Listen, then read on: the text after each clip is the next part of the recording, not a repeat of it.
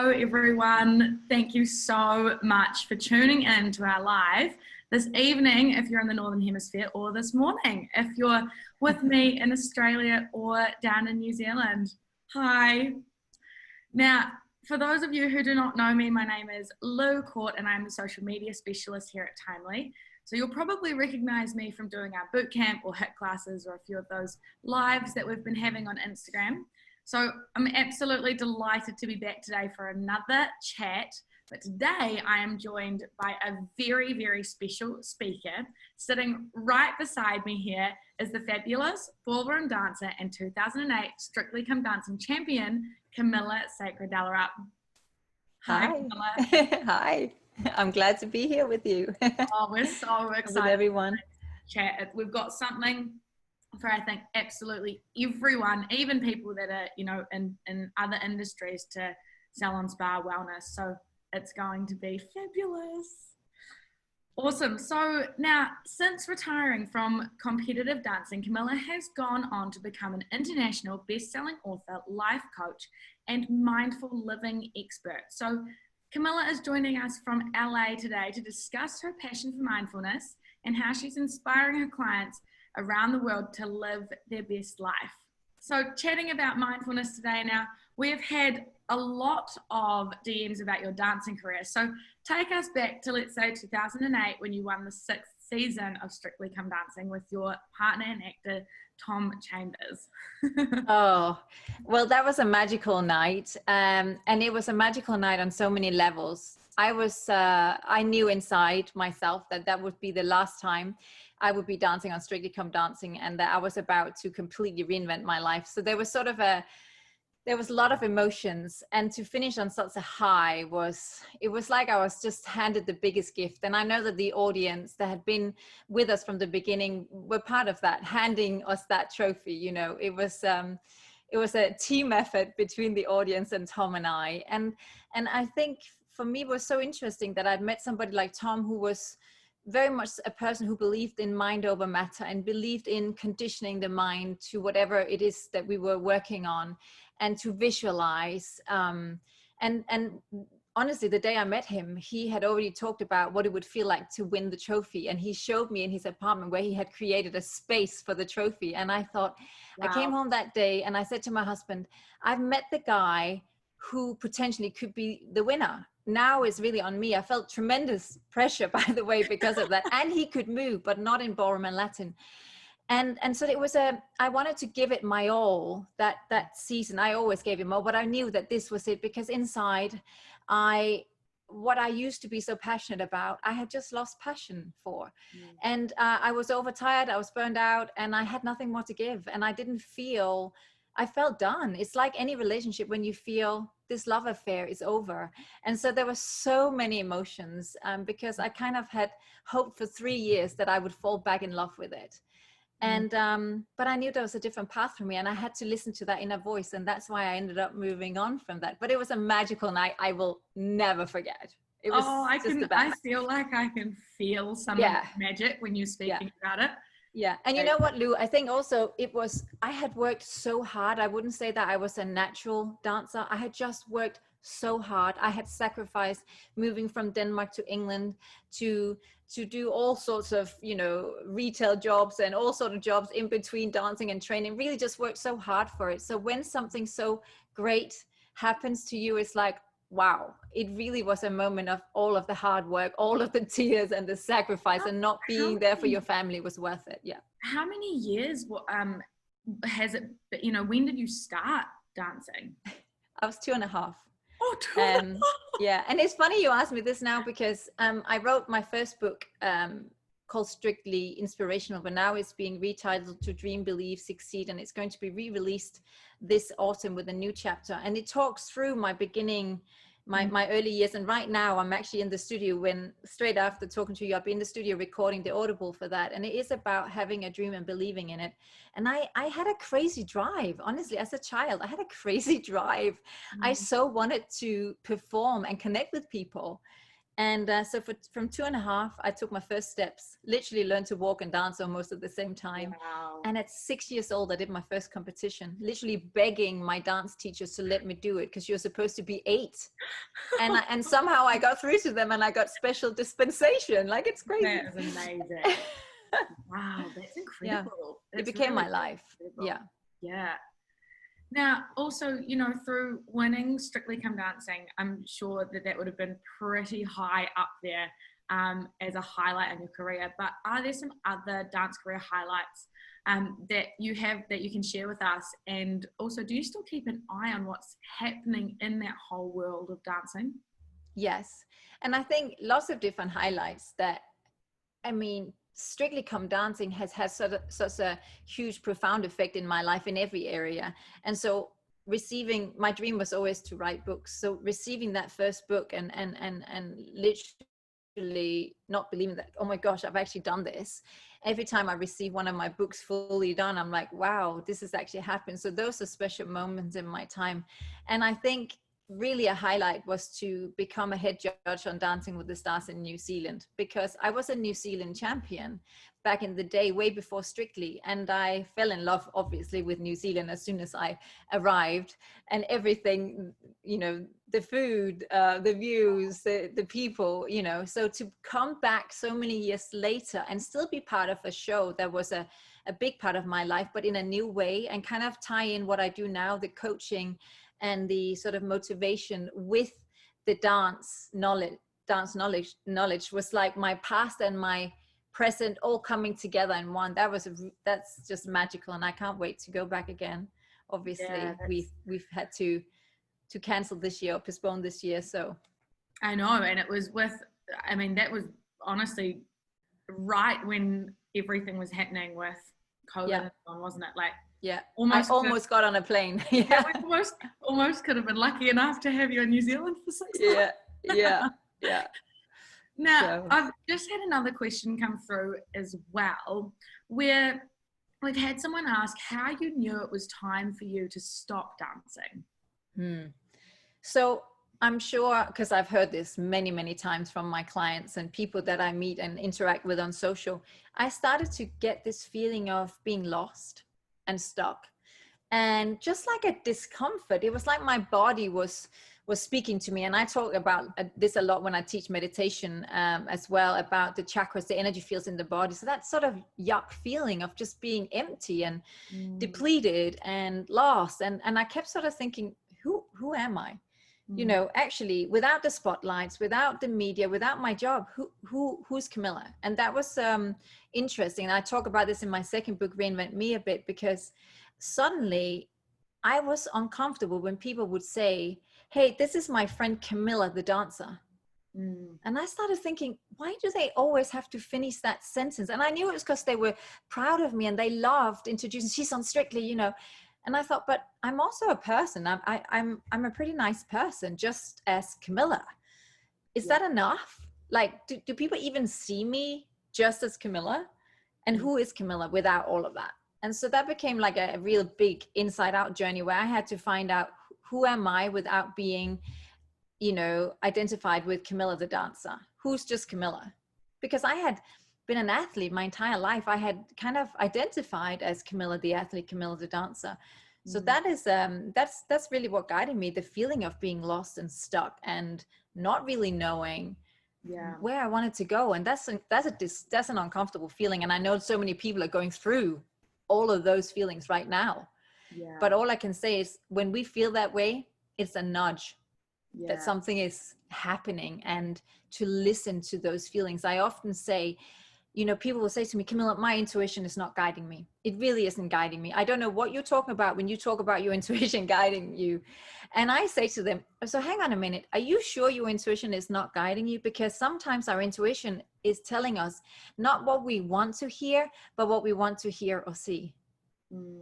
And so can you imagine, I'm having like the best life. I'm earning really great money. Everybody's telling me I'm having a dream job and I'm not enjoying. I felt almost guilty, like you must enjoy this. You finally got here. You finally got this job that you really, really wanted. What's wrong with you? But my body was tired. I'd competed for so many years, and I just felt like it's not what I wanted anymore. And that was that was not nice to feel that way, because I thought, gosh, I'm an expert in something. Now I have to start all over again. That was daunting. I can imagine. Very daunting. Yeah, a lot of strength to make that decision. Yeah. And I also feel like, you know, obviously everyone, like we won't have anyone on the call likely that has had the same, you know, journey as you in terms of being a professional dancer, getting to the level you got to and walking away from that. But I'm sure that there are so many people that have experienced the same thing, where you have an identity, a part of your identity that's so attached to something that you've done for a really long time. And, you know, it might even be that you're a business owner of your salon, or it might, whatever it may be, where there is something that you're really connected to. And that feeling of being like, is this everything that I am? Or do people see the real me that's inside? I can completely understand. And I think there's, that will talk to a lot of people out there. Yeah. But, you know, going through that first journey, and I mean, this, I hope, connects with everybody. It doesn't matter whatever business you have, or you have that identity to, you know, going through it once has kind of made me brave, where I love my job. I love what I do, but if I have to reinvent again, I have to reinvent again. Like, it's made me know that just as me, as a person, I'm enough. And those words are huge. And these are words that I teach a lot in hypnosis, and I talk to people. We can just say to ourselves, you know what, just as me, as I am, I'm not broken. I don't need fixing. Like, I have great wisdom within, and I am enough. That is such a great place to come from. And you know, we're resilient. We're all showing that right now. Human beings are resilient, and we can reinvent, and we can do different things and start again, as long as we choose to stay open to the play and the curiosity, and just have faith in ourselves. Know that you are enough. You can do this. Yeah, absolutely. Well, that actually segues perfectly in to another question I have for you, which is, you know, how were you attracted to coaching, meditation, and helping people? How did your journey flow into this path?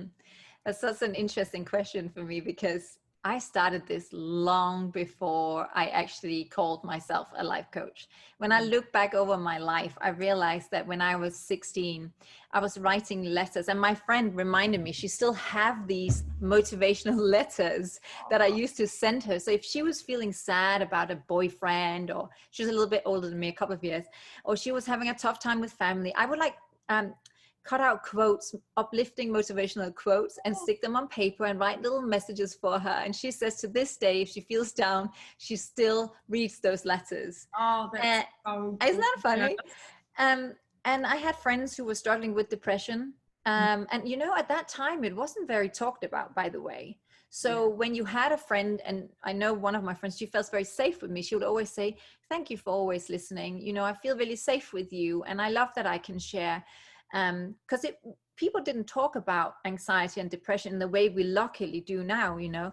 So we used to have these conversations, and I realized through my teaching in dancing that I was more interested in helping people have a positive mindset, or have a supportive mindset that could help them on competition day.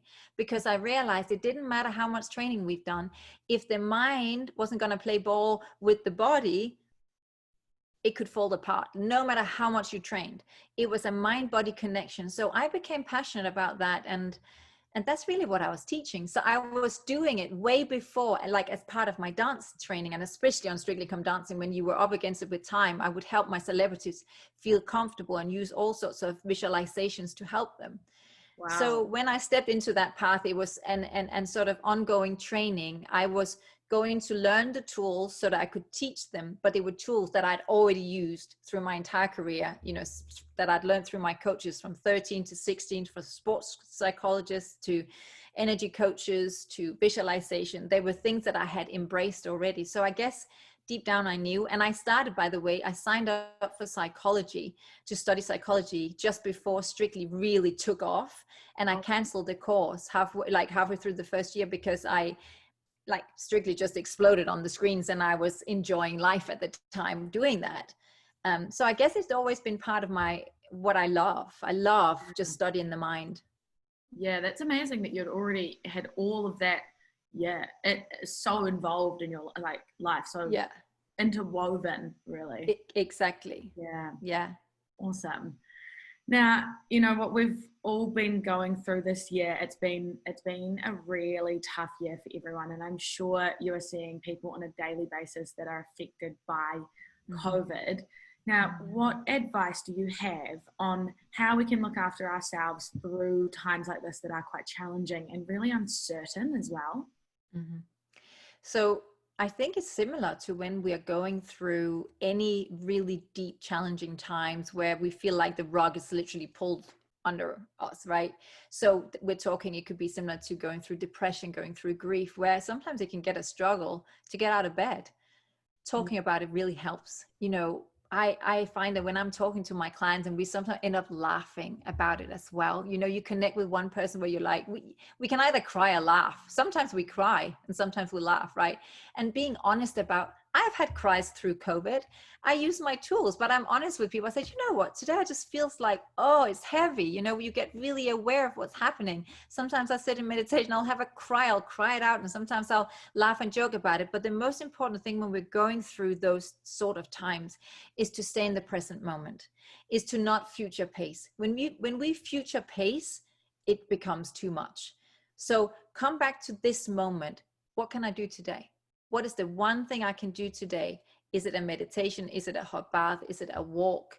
Sometimes you're getting out and connecting in nature, getting out to the woods, the water, whatever it is, the hills, and just connecting to nature can make you feel or forget for a moment, even just breathing in that air, touching a tree, listening to the ocean, that, oh, I'm okay just for the moment. So coming back to the present moment, and every time you start future pacing and you start worrying, how long is this going to go on for? Are we still going to be here in a month? That is going to cause anxiety. So when you notice, oh, wow, just have a little chat to yourself. Oh, wow, I'm really future pacing. Well, that's not helpful because first of all, I think it's something like 85% of the things we worry about never happen, right? Or even more than that. So let's not do that, because at the end of the day, we don't know what's going to happen tomorrow, just like we didn't know that COVID was going to hit. Something really magical and positive could happen. There could be a cure, there could be a miracle, there could be magic. We've seen it through history. There's many times people have gone through really dramatic and traumatic times, right? And so why don't we just do today, right now? And then we worry about tomorrow. And of course, if you have to make really strong decisions or difficult decisions for your business, try to look at it on a practical level. Try to stay in the hope and stay in the trust and the belief. There is so much power in that. And I have seen magic in my practice over and over again. And I always come back to one story where I remember one person, a businesswoman, was about to lose everything. And she came in here to my office. She was completely on the floor emotionally. And she said, I think this is it. I'm going to lose the business. And in 1 hour, we reframed her mindset to a place of what actions could you take? If you think you're going to lose it anyway, but you're going to give it one last chance, what actions could you take? What are the little things you could do right now? Like to look after the bills, to do after like little action steps. She went back to the office and she did that. And little by little, tiny little steps, she's still in business today. Wow. And I cannot tell you, I could cry thinking about how she felt that day. And we joke about that day now, but it was no joke at the time, let me tell you. Yeah. You know, so little, we mustn't underestimate the small steps that we take. And also one thing that's become very clear through COVID is that if you do have a salon or you have any kind of gyms or people like community. I grew up with a mom who had a salon most of her life. It was a community and people like community. And in these times, they still appreciate community. And somebody said to me the other day, she'd found a yoga community online. And she said, I can tell you, Camilla, I will drive 20 minutes further to go to that studio because of the way they've looked after their clients through COVID. Yeah. Isn't that saying something? And I thought, wow, right? And you wouldn't you? Because if you really felt looked after and cared for. So a little reach out to clients and just for people to feel heard and seen and connected can be such a little thing you do, but it can really help you going forward. Yeah, absolutely. You know? I think you're right. And now more than ever is a time where people are craving that connection because we don't have it as frequently as what we are used to. You know, it's been something that, let's say, I definitely have experienced that where even just being out and about more, you have more interactions with people. A lot of that has been, you know, squished down to the most minimal amount for us to reduce risk everywhere we can. And that is something that I didn't realize I was getting so much from until it's taken away. And having those communities now, and it's such a blessing that we can do it online. So much of it can still be online. What we're doing here now, how we've got, you know, a whole lot of viewers with us, and for all of the people that are watching now as well, building out your own community, taking the opportunity to actually connect with those people that are there and ready to engage. Yeah. And can I just say to that, you know, sometimes people will say to me, oh, but Camilla, you know, I've only got like 100 followers, you know, on Instagram. I don't think I matter. I'm like, oh my goodness, you matter. Those 100 people or those 50 people you can connect with, and they can tell someone else. You won't believe my hairdresser. She did the loveliest thing the other day. She did an Instagram live. We did a meditation together. It was such a nice thing. She showed me I cared. Doesn't matter if it's 5 people or 10 people. Look after the people that are there. Or if people say, I don't know, you know, who to connect to, find that community or create it. Be that person in your group that says, guys, do you want to jump on a little call together and do something nice? You can be that person. Everybody matters. That's the thing. And by the way, can we do something really nice that I just think, because I feel like I would love to connect with people, but I'm not connecting, as in I can't see people.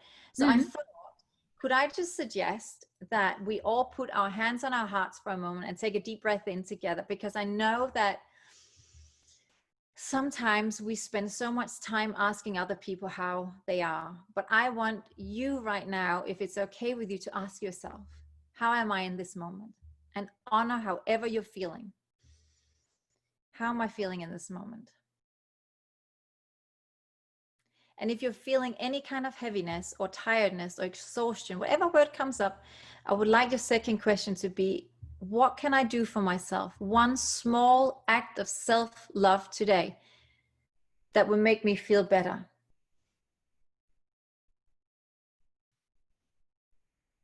That's it. And just take a deep breath in.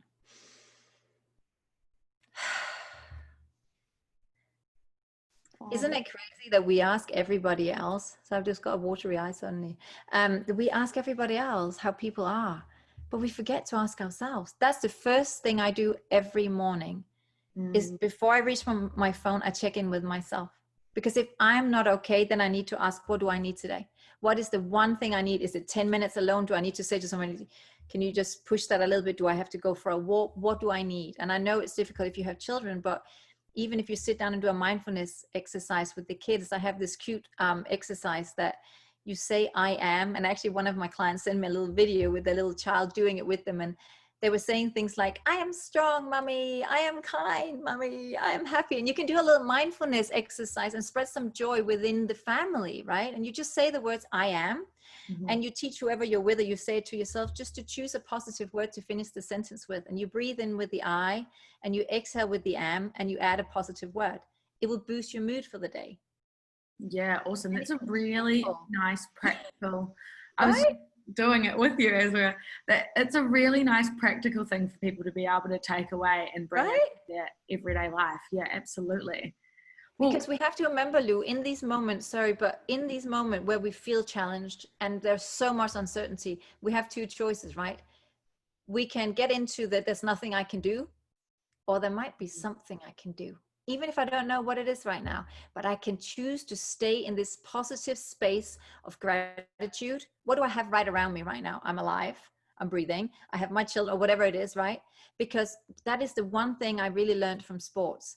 A mindset of, I think I'm going to lose, or I think I'm in with a chance, made a difference. Yeah. Whether it was real or not, but how I thought about it made a difference to my competition. Yeah, absolutely. So don't underestimate the power of your own thoughts. I really like what you've mentioned as well, just a wee bit earlier about, you know, the small actionable things, like making it really digestible and not too overwhelming of a task or anything like that to do, but just small things that are easy enough, and all of that building up. Yeah. And you know what, this actually ties in perfectly, because I think this might hopefully inspire someone. When we say small actions, I want you to know that I have written 3 books. I had no idea how to write books back in the day. About, I don't know, a long time ago, I decided, maybe 2011 or something, or no, 2010, I decided to write a little. I had been given a business card by somebody, right, who was an editor, and I had it on my desk. You know how we all get given, oh, give me a call, and often we don't, right? We don't reach out. But this time I had it on my desk, and I wrote 250 words that I thought could be helpful to someone. It was just a little tip. I sent it to this editor, and I said to her, if these words are helpful, please use them. That was my small, tiny bit of action that I took, right? She wrote back saying, oh, well, love it. Can you write more? You can have a page in our magazine. Wow. I got given a page in a wellness magazine, and I had that for 9 years. Through that, every month, I would learn through working with this mentor editor how to write. And I still work with this person today, but that was my little step of action that took me to writing through a magazine, for the magazine, to writing, to give me the confidence to finally one day write a book. But it started with a small step of action, from 250 words to 80,000 words. Wow, that's amazing. So never underestimate picking up the phone. And what was very important, by the way, by that little tip, was I didn't ask for anything in return. I said, if this is helpful to you, please, can you use it? So sometimes reaching out and helping someone else may actually also be a forward action to getting you into something. Yeah, absolutely. I firmly believe that, for sure. And I was going to ask about, the journey as an author, and to let everyone know as well, those 3 books. So we've got Dream, Believe, Succeed, Strictly Inspirational Actions for Achieving Your Dreams. Now, was that the first book? Yes, it was the first book. It's a mix of biography and self-help, but it's being re-released and in a few months, with extra chapter to it. So yeah, that was my first one. That was my story of why I chose to do what I do today, but also just to help people to say you can do whatever you want if you put your mind to it. Yeah, that was the first one. Awesome. And then also Reinvent Me, How to Transform Your Life or Career. And then the one that we're giving away today, It's Not You, It's Me, which is the latest book. Yes. Now, for those that are in the audience as well, so for the It's Not You, It's Me, can you tell us just a little bit about that one as well? Yeah. First of all, it has a 7-day self-care plan at the end of the book. So if you're needing some self-love, some self-care, it's in there. There are meditations to go alongside with it for free online. And it really, there's a quote in there that's called, "We're all just walking each other home." And that's from Ram Dass. And I love that quote because it's really about coming home to ourselves, and how when we really know and appreciate our own relationship with ourselves, and we have self-love and respect and feel worthiness for ourselves, we start to act differently in relationships. And the things that would have been triggering us in different relationships don't trigger us in the same way anymore, because we know our own worth. So it's very much about healing the relationship with ourselves. And when we heal that, all other relationships become more easy to navigate through or to move on from. So I'm really excited about sharing those tools with everybody.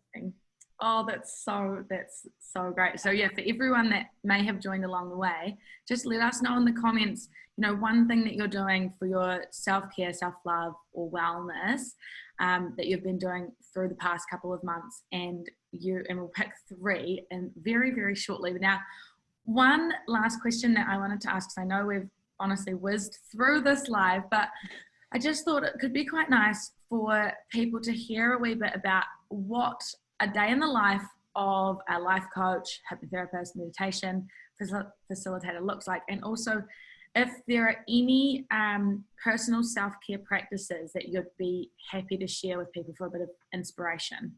Yeah. Okay, so I don't have 2 days the same, to be honest, and I quite like that. But like one day could be, the other day I was working with a company and we were goal setting as a group and individually, and so we were using visualization to do so. And then the next minute I can be on a call with somebody who's struggling with anxiety, or maybe we're doing hypnosis for a traumatic experience that may be affecting how they're acting in their life today. Or sometimes I may get an emergency call that somebody's struggling with addiction. I'm needing to really get help immediately to bring them back on tracks, and we use hypnosis for that too. The patterns, I've worked with the subconscious mind really, and the subconscious mind runs our lives 95% of the time. So if we're not aware of the patterns that were created and they're running in our subconscious, you can imagine that sometimes we act in an undesired manner in our adult lives. And the way we can interact with the subconscious is through hypnosis and meditation and positive affirmations, just like saying I'm confident and so forth. And I'm passionate about that because through sports, I learned the power of bringing our subconscious up to match our conscious so that they are aligned. And so the subconscious is supporting us, not dissing us, because we could be, you know, in a place where you're suddenly going to hold a speech, let's say, you know, in a room full of people, and then somebody says to you, oh God, are you wearing that dress? That's really draining your color from your face. You know how just like people sometimes will say something, and in that moment you could be right back at school at 12, at least for me, that's where I would go, and being bullied. And you suddenly lose all confidence. But if you have prepared yourself and you have worked with that pattern, you will know immediately, oh, that's funny, that's really triggering that feeling within me, but I'm okay right now because I'm 46 and I feel okay with myself. But I remember somebody actually saying something like that to me one day, and I just said, well, you look lovely. And the person didn't know what to say, because I thought, why would you say that to somebody, right? But you know, it's how we react, because we can get really triggered by some. So yeah, my days are really different every day. Sometimes I might, you know, I work with a lot of actors and producers here in this town too, you know, being in LA and Hollywood. And sometimes it could be about learning lines and letting it absorb into the mind quickly, or feeling confident on set when you're suddenly working with big stars. And even big stars, you know, they can have a sort of a lack of confidence in moments. You know, we can all get triggered by the patterns running our subconscious. So yeah, I don't have 2 days the same, but some mainly on Zoom now, because I've had to move the business online. I am able to see some clients outside with masks and everything. Yeah, you know, nice. So yeah, I mean, I work with people from all around the world and all walks of life. And I just love supporting people and helping with tools. A helpful tool that I would love to share, that I know if anybody's struggling with anxiety, or you live with somebody who's struggling with anxiety, this is a mindfulness breathing exercise called the square breathing exercise, or the box breathing. It is so helpful. It will help your nervous system relax very quickly. And so if you are having a panic attack, or you're with somebody who's having one, you simply just, you can close your eyes and you just breathe in 4 counts, and you hold the breath 4 counts, and you exhale 4 and hold 4. And we can just do that very quickly together. So we're breathing 4 counts, 1, 2, 3, 4. Hold the breath 4 and exhale 4. 1, 2, 3, 4, and hold the breath 4. And then you repeat that until you start to feel your nervous system relax. Now, what happens is that I just want to be very clear with anybody who's never meditated before. And I got asked this like literally yesterday. Somebody said, Camilla, I can't switch off my thoughts. You don't need to. You are not switching off your thoughts. We have 60 to 80,000 thoughts a day. That's a lot of thoughts. Those thoughts are going to come and go all day long, even when we meditate. And by the way, boring fact here, most of those thoughts are the same as the day before. Who chooses to think the same thoughts? Not me. Right? So when we're sat there counting, suddenly you go, gosh, did I remember that email? Oh gosh, did I cook dinner with the right heat? Like whatever it is, right? When you catch yourself thinking, you come back to the counting, and you just keep counting, and in your own time, in 4, hold 4, out 4, hold 4, until you feel like 3 minutes or so, and you'll start to feel your body relax, and you will navigate yourself out of danger. You know, we're in fight or flight, you know, as we say. It feels like you're being chased by a tiger. Your chest is tight, but you will comfort yourself, self-soothe in that moment with just that one breathing exercise. Yeah, amazing. That is, I honestly, I feel like the things that are going to be so very helpful for people at the moment are these really practical things that we can actually take away and do. And like, we've already had a few of them, the breathing one we've just done, the one of breathe in and breathing out, and then positive word that you're going to attach. And we've had some, and I will share a few of these, we've had some awesome comments that have come through about self-love or care practices. But just before that, is there anything that you start your day with that you could share with people about sort of that morning routine, starting the day off right? Yes. So for me, it's vital that we don't invite any other energy in except our own when we first wake up, because we are, as you probably noticed, in a quite clear state when we first wake up. So let's say that you immediately reach for your phone before you've actually acknowledged, how am I feeling? Hands on heart, how am I feeling today? What do I need for me to be okay, right? So let's say you reach for the phone first thing. You might as well go downstairs out to your front door, open the door, and invite in all the strangers. That's what you do to your mind. Just imagine that image, how gross that, just people walking around your house. You don't even know. You're taking on people's energy. And that's why when we do that first thing, sometimes we feel reactive. Like we read the email and we're like, oh, that's so irritating. Did that person not even read my email? Oh my goodness. Like you feel reactive straight away. You have not prepared yourself. You've not put yourself in the driver's seat. You've said that they can just control me. If you leave that phone for 5 minutes, you wake up and you're like, how am I feeling today? Okay, what do I need? Then you might say like 10 things you're grateful for. You might just sit up in bed and think, I'm really grateful for the blue sky or my dog. I'm always thanking my dogs, whatever, the family, the good people in my life. I'm so grateful that I'm going to, I feel good. I feel like I can go and have a nice coffee, whatever it is. Yeah. You just take that time. Then I always get myself in the shower and I continue with positive affirmations whilst I'm showering. Even if I feel groggy, which trust me, I do as well. Sometimes it's a 2 coffee kind of deal, right? And I'm like, I'm so groggy, but then I think that's not helpful. So instead I'm like, I'm really energized. I feel really good about myself. I'm happy. Even if you are faking those comments in the beginning are direct orders to your subconscious mind. You're telling your subconscious mind how you want to be feeling. That is more supporting side, right? Then I'm groggy, I'm tired, I'm exhausted. That's not going to help you. That's going to help you feel worse. But it's what you do. It's what so many people, you'll be like, And do you know why, Lou? Yeah. Do you know why? Because we have a negativity bias in the brain. That is how we're wired from way back when, and it is not helpful to our lifestyles now. So I want you to know there's nothing wrong with you when you think that way.